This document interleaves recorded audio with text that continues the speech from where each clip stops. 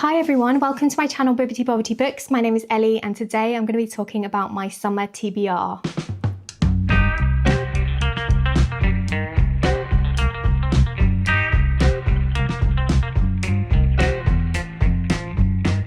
So I've basically pulled a bunch of books from my shelves that I think would work well for the summer season so that I've got a bit of a selection that I can choose from over the next few months. So I've pulled lots of kind of nautical books and books that have a jungle setting, those kinds of things.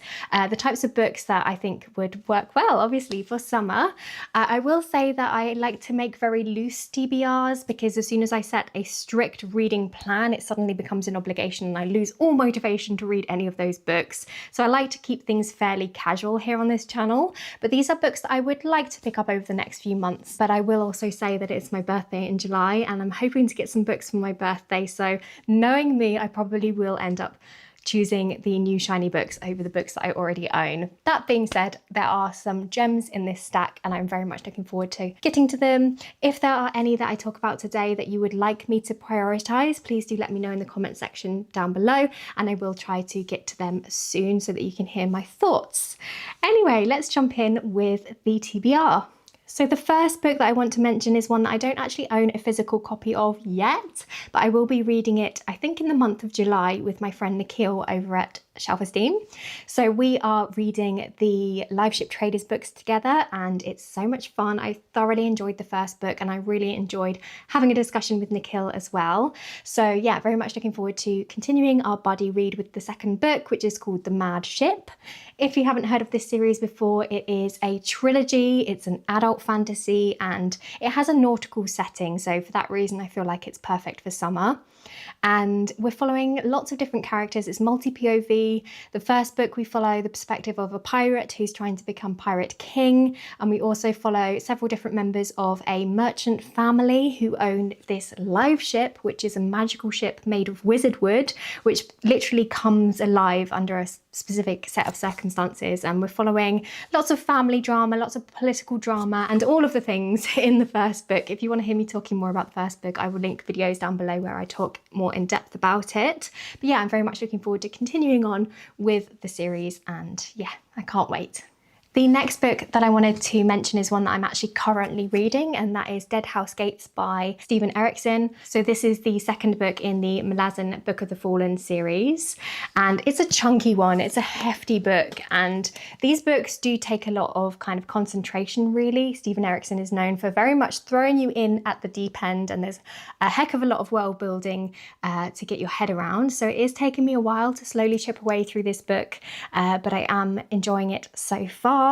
Again, I will link videos down below where I talk about the first book if you're interested, but this is basically a kind of military fantasy. We're following the Malazan Empire who is trying to expand its territories, and we're following lots of different characters on all sides of the conflict. And yeah, there's crazy magic going on in here. There's gods, there's, you know, epic fight scenes. It has a whole lot going on and it is quite confusing at times, but there is a lot of intrigue and I am never bored when I'm reading these books. I will say this second book so far, I've only read a little bit, but so far it is incredibly dark. It's one of the darkest sort of fantasies that I've read. Just the real horror and horrific side of war. Steven Erikson does not shy away from any of that and it is all very much on the page. So please be warned before you go into this series.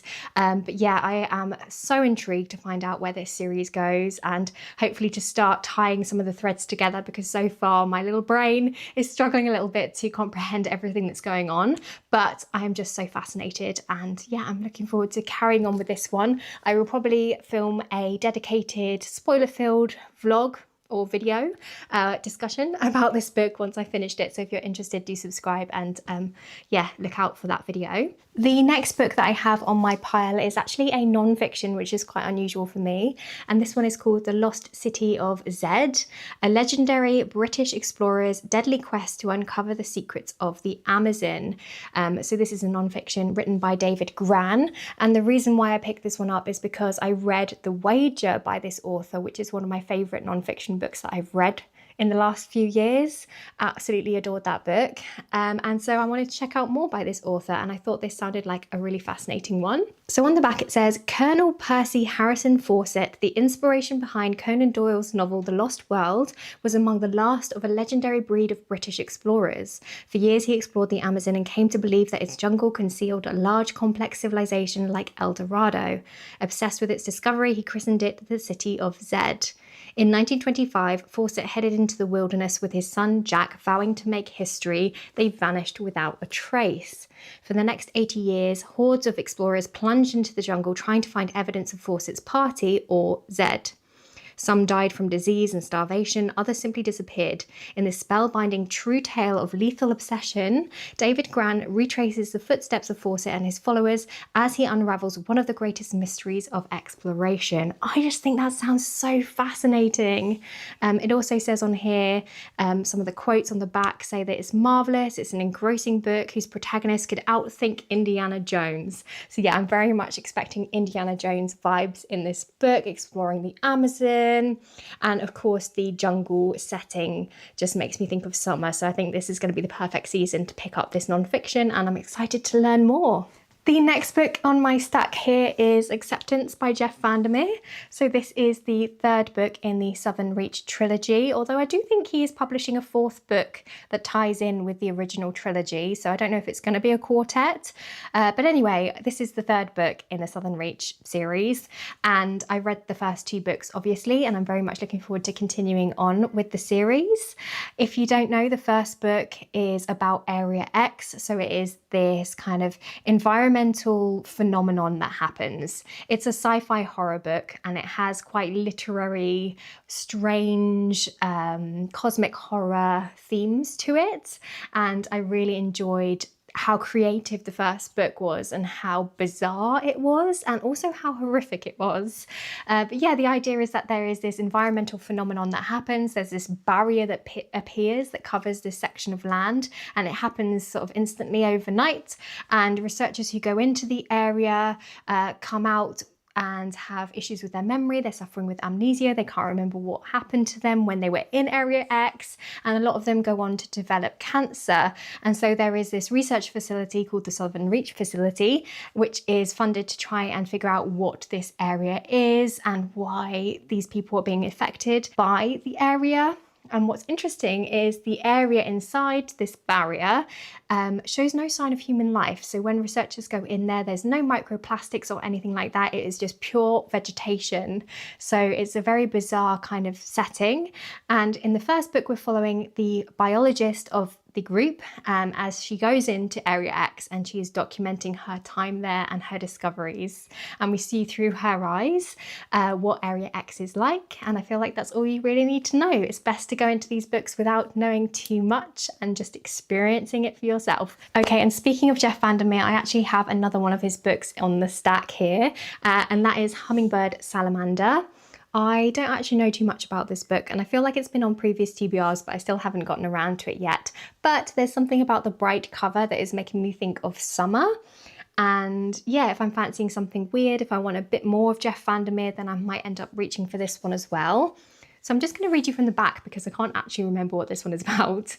But it says, Jane Smith receives an unexplained envelope containing the key to a storage unit. And inside that storage unit is a taxidermy hummingbird and directions to a taxidermy salamander. Somehow this bizarre treasure hunt that Jane never expected or asked for sets in motion a series of events that quickly puts her and her family in danger. As she desperately seeks answers, she discovers time is running out for her and possibly for the world. I mean, that sounds very intriguing, doesn't it? So yeah, I'm excited for this one, and who knows, I might pick it up over the next few months. The next book on my stack here is The Return of the King by J.R.R. Tolkien. This is, of course, the third and final book of the Lord of the Rings series. So I have read the first two books in this series so far this year, and I filmed dedicated reading vlogs for both of them, which I will link down below if you're interested to check out. And so yeah, I want to kind of finish this mini series here on my channel and film a reading vlog for the third and final book. I'm very, very excited for it. I don't feel like I need to tell you much about this because it's the Lord of the Rings. It's such a classic. I feel like most people know what this story is about. But yeah, I'm very excited to finish out this series and to chat with you about it on my channel. The next book that I have on here is a bit of a random one, but it's called The Last Unicorn by Peter S. Beagle. And the reason why I picked this one up is actually because it has an introduction by Patrick Rothfuss, who is one of my favourite authors. He wrote, of course, The Name of the Wind, which is one of my favourite fantasy books. So when I heard that he really enjoyed this story, I just wanted to pick it up and read it for myself. I honestly don't know too much about it other than the fact that it's supposed to have very beautiful prose. So yeah, again, I'm just going to read you a little bit from the back. So it says, if men no longer know what they are looking at, there may well be unicorns in the world yet, unknown and glad of it. Living in peace in her lilac wood, the unicorn didn't know the world had changed or that anything had happened to the rest of her kind.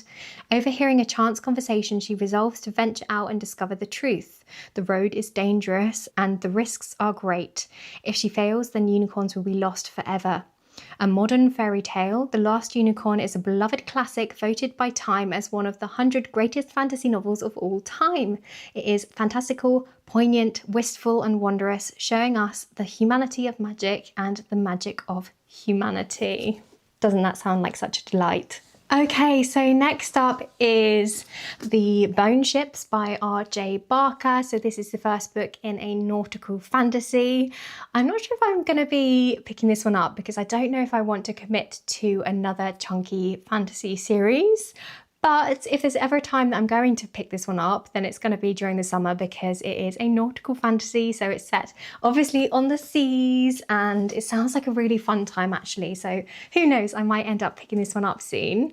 So it says on the back, two nations at war, a prize beyond compare. For generations, the 100 Isles have built their ships from the bones of ancient dragons to fight an endless war. I feel like I don't need to read on, that sounds so good. So it says, the dragons disappeared, but the battles for supremacy persisted. Now the first dragon in centuries has been spotted in far-off waters, and both sides see a chance to shift the balance of power in their favour, because whoever catches it will win not only glory, but the war. And then there's loads of quotes on here. There's a quote from Robin Hobb that just says brilliant. There's a quote from Adrian Tchaikovsky, who's another author that I really like, which says excellent, one of the most interesting and original fantasy worlds I've seen in years. So yeah, it sounds great. I mean, ships built out of the bones of ancient dragons. You can't get much cooler than that. So yeah, I'm excited to start this one. And then the last book that I put on my Summer TBR stack is Deep as the Sky, Red as the Sea by Rita Chang Epig. So this has a fantastic cover, firstly, but it's also a pirate story. So of course I had to put it on my Summer TBR list. I believe this is a pirate story that is inspired by a real pirate queen. So I don't know how much sort of history was actually woven into the story or how much of it is pure fiction, but I am very intrigued by the premise. So again, I'll read you just a little section because it is actually quite a long blurb on here. So I'll only read you a little bit, but it says, a dazzling historical novel about a legendary Chinese pirate queen, her fight to save her fleet from the forces allied against them, and the dangerous price of power. Ooh. Who doesn't want to read a pirate story during the summer months? So yeah, I'm excited for that one. And yeah, those are all the books that I have pulled from my shelves that I think would be perfect for summer, that I'm hoping to read over the next few months. Like I said, I may end up reading other books outside of this stack. If I get books for my birthday, I probably will end up prioritizing those ones. Or I might just fancy something else off my shelves because I am a mood reader. But yeah, I think that all of these books sound really fantastic and I'm excited to read them all. Let me know if you've read any of them. What were your thoughts? Are there any here that you think I should prioritize? Because I always love chatting with you in the comment section down below. As always, don't forget to like this video if you did like it, subscribe if you want to see some more from me, and I guess I'll see you next time with another video. Bye!